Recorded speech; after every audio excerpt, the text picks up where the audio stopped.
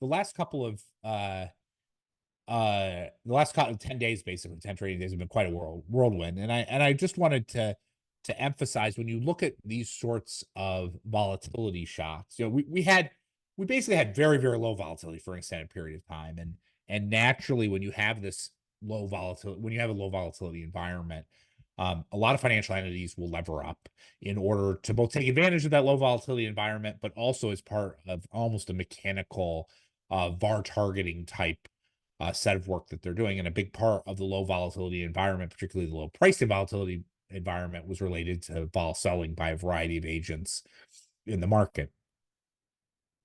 That very, very acutely switched, back 10 days ago. And typically, when you see these sorts of vol spikes, they typically are followed by a period of deleveraging amongst financial actors.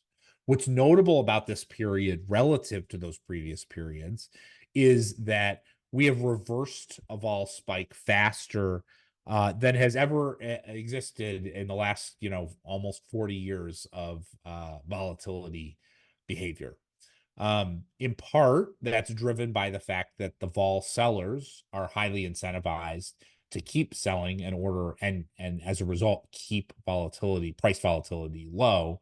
It's also a reflection of, on the margin, incrementally good data that was sort of a bit more sanguine than the concerns that existed before. What I'd say about these is that these sorts of vol spikes, the jury's still out about whether there's going to be a broader deleveraging that plays out. Certainly, if you look back, even in 2018, you saw periods, weaker asset prices on a forward-looking basis. We haven't seen that yet, but it doesn't necessarily mean that it won't persist, as deleveraging type dynamics and reassessments of risk do take time to be fully reflected in the holdings of financial asset holders, particularly leveraged financial asset holders. So it may play out in the future.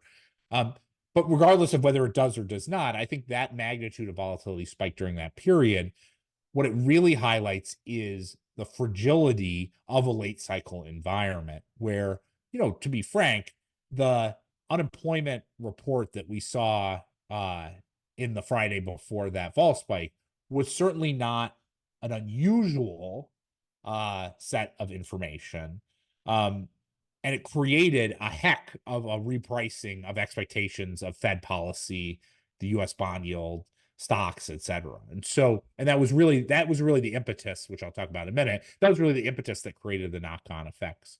When you see those sorts of market action dynamics, if you've been around this business long enough, you look at that and you say, man, that shows a lot of sort of fragility under the hood. And actually, if for regular viewers of this macro webinar, if you go back a month ago, I was highlighting how, you could just sort of see in the market action that there was a bit of a liquidity tightening that was going on, and you could see it in a variety of different places in the market. And then, got a, not a huge shock, but a modest shock, and it created that sort of gapping in terms of risk assessment and acute deleveraging amongst financial entities. And so I think, if not this instance, what it highlights is that the market is certainly vulnerable to shifts in expectations and doesn't necessarily have the sort of liquidity and robustness that you might have expected, 6, 12, 18 months ago.